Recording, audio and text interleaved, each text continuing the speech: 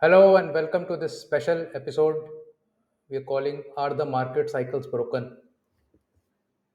So, we have always, seen this market cycle chart, if you may call it, where this is considered to be the life cycle of a bull run, and then, of course, it peaks out and it goes into a bear territory. So, accumulation starts at the bottom, smart money is buying, then some trends emerge with higher highs, higher lows, some momentum starts to pick up.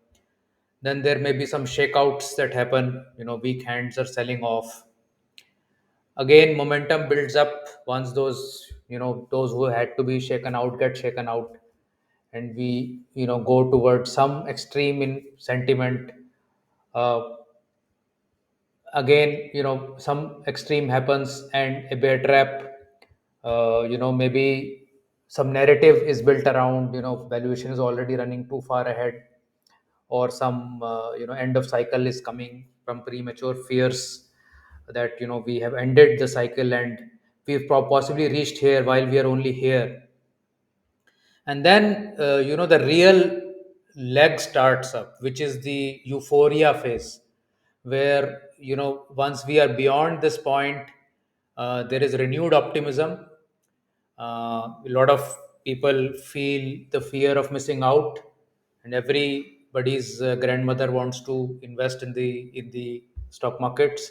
And your local lift operator or your driver is asking you for tips, and you know very well that that is the last phase of this euphoria market, where everybody is saying no, it is different this time, and the markets will continue to rally because India is going to be $10 trillion of GDP and so on and so forth, and we are going to be superpower, and all that kind of narrative clouds everybody's rational brains. And because you have seen things go from here to here, you also over a period of time, and this could be 4 or 5 years, this period could be that long. So when you are getting hit with a narrative for 2, 3, 4, 5 years, you tend to start to believe in that narrative. It's almost like you are getting accustomed to the idea that yes, the markets don't fall, and you start to believe it, and it goes on and on and on, and then there is one shock which kind of breaks the back of the last entrants, and the market dips a bit. But then people who have bought all the way here are still sitting in very good profits. They are bulging with their profits right now, even after this drop. And they say, what the hell, this is a drop like this and it is going to go up much, much more. So they buy with all their might at that trap point, and a lower high is subsequently made. And below this point, which is becomes the lower low, a breakdown happens where the confirmation of the downtrend is there. There is no more buying the dip, there is now fear. There are people now trapped at the top who have averaged down and are still below, much below their averages. uh, the crowd psychology suddenly has become very pessimistic. Nobody's talking about the trend trillion anymore. Nobody's talking about how India is going to lead the manufacturing sector and so on and so forth. Um and that feeds on itself. So the market at this stage, when it is falling here, is sort of falling on its own weight. It is not even, I mean, there is no sellers who are selling out as such. Nobody is really pushing the market down, but just because of lack of buying, the market is seeking lower and lower levels. So it is like an auction. If you have ever tried to compare the market with the auction, the same thing happens in an auction, where the auction price keeps going up till the buyers are bidding and the sellers keep backing off. There comes a point of time when there are no buyers left. When the last of the buyers have said, okay, I have emptied my pockets, there is no more, I cannot go up anymore. Now, all these sellers who have been waiting, now they say, okay, let me catch this last buyer. and then they bid lower, and then they bid lower, then they bid lower, and if they find that all the buyers have withdrawn, and the market comes back to its new equilibrium. So market goes from an equilibrium into a non-equilibrium state, both upside and downside, and then it finds its equilibrium again. So the idea is that the market will move from a state of equilibrium to a non-equilibrium to equilibrium to non-equilibrium, you know, every time, and that is also another cycle. And then of course when market really collapses on itself, a lot of value buyers emerge, where you're finding companies having cash per share more than the stock price, or companies having some liquid assets which are stark in your face, that if this company is split up into some of the parts, it can yield 4x of what is currently available, and all those kind of stories will come around, and nobody's talking about that market at that point. Well, people are the least interested in the market. There's no headline about the market. There are no caps being swung on the business channels. Everybody is dull. Nobody's excited about any stock. That is the classic sort of bottom in any market that happens. So again, discovery period, momentum period, blow off period. This is the blow off period. This is sort of the transition period, and then the deflation which happens. This is the conventional uh, asset bubble cycle that any asset class goes through, comes down, goes through, comes down, so on and so forth. Now, if we see the period of 2001 to 2009, uh, it is somewhat very remarkably, uh, you know, uh, attuned to this particular cycle that we saw. This is very much like this, where there was an accumulation phase, then the momentum was building, then there was a bear trap, then there was a renewed optimism, then there was FOMO, then there was euphoria. And you can see in the last 6 7 months the market started to go really vertical. Then there was a lower high, a bull trap, a lower high was formed, and then the breakdown happened here, and then there was fear, and there was capitulation, and then about many months of bear market ending, and then a fresh start of something new. So this was the very conventional way in which markets used to operate. Now, what has happened since 2008 is that these conventional market cycle trends have stopped to be like this, or at least that is my presumption as I'm presenting this video, is that no more you will find that this is happening.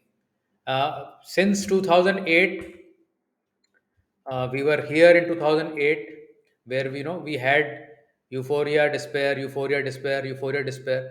Now in the last you can say 12, 13 years, we've not really gone through these cycles anymore.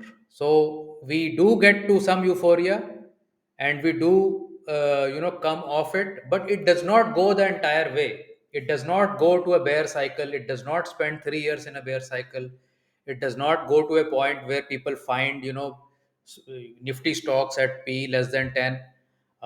It does not go to a point where people stop talking about stocks. That has something has changed. So what is that? You must ask yourself, what has changed since 2008, that the market cycle format has changed.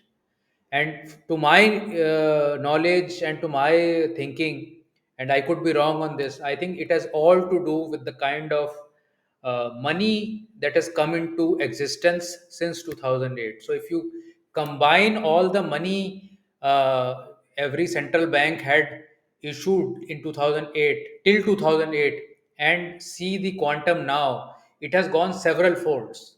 So whatever money got created in the last 100 years versus whatever money got created in the last 10 15 years, this last 10 15 years we've created huge amounts of money. And what that is doing is that it is supporting all asset classes without that natural bear cycle to play out. So you have some, euphoria, and market starts to come off, but then this gush of money comes. Central banks start to pump money, government starts to throw money with stimulus all over the world, and the market starts to go up. So now just see the conundrum. The US market is said to be sitting on a recession outlook for the next year, but the market is very near its all time high. So, if the market is near an all time high when the recession is not even started and we are about to get into a recession as per most economists, when will the market bottom out then? Because the markets are always leading. So, even if we start to get into recession, it is already discounted the bottom of the recession right now. So with conventional logic, it should have started to dip, and some way into the recession we could have bottomed even before the recession finally bottomed. We market could have bottomed, but here there is no concept of market going down right now. So many thinkers are now believing that we may be in a totally different kind of a market cycle zone where we will not see those kind of uh, you know uh, extremely attractive prices of stocks unless there is an external sort of play that comes around which catches everybody by surprise. For instance, the COVID. So COVID was like a natural way in which the markets were forced to come back to a point where things were exciting enough for people to get on, and that cycle to play along. But the natural cycle of the market, where the market participants used to go through that cycle, has been hindered to a large extent. So I don't know when will we get a very nice bear market in the future, if we will, because every time the market sneezes, the central banks are ready with their printing machines and to give stimulus to corporates, stimulus to individuals. So not allowing asset classes to come off, and hence not allowing anybody to feel poor. You are being made to feel rich by asset prices being up, although inflation is also running high. So the whole idea, and some may call it a conspiracy theory, that the whole idea is to not make you feel that you are losing out, although your purchasing power is constantly going down. So these were some of the thoughts around market cycles. Please do share with me what are your thoughts about it. I'll just quickly go through the insights. Nobody can easily predict which part of the market cycle you are in, and already if I'm saying the market cycle is disrupted, then it's very difficult to say where you are in the conventional cycle. Uh, One thing is very clear: you can start anywhere. I mean, if you've not invested, you want to invest, you can see this chart and say, I want to wait for this candle to happen or this to happen, but don't do that, because you can see here the last 7 years net rate result is positive every year. Don't wait to start, because starting point is not important. How you bring in your money gradually over time, that is important. And you need to go through a complete business cycle. At least, I don't know about market cycle whether it will create that or not, but businesses will have their expansions and contractions to some extent, and going through that entire cycle will help you make money overall. And of course, lastly but not the least, follow a strategy that can outperform the benchmarks in both uptrends and downtrends. So you want to have a strategy which will get you out of losers when markets are coming down, and you get into winners when market is going up, so that combined together you should be able to beat the market. That's all I have for today's session. Thank you so much, and I'll see you in the next one. Bye. And lastly but not the least, do subscribe to this channel, and press the like button, and do send us your comments. Thanks. Bye. Investments in securities are subject to market risks. Read all related documents carefully before investing.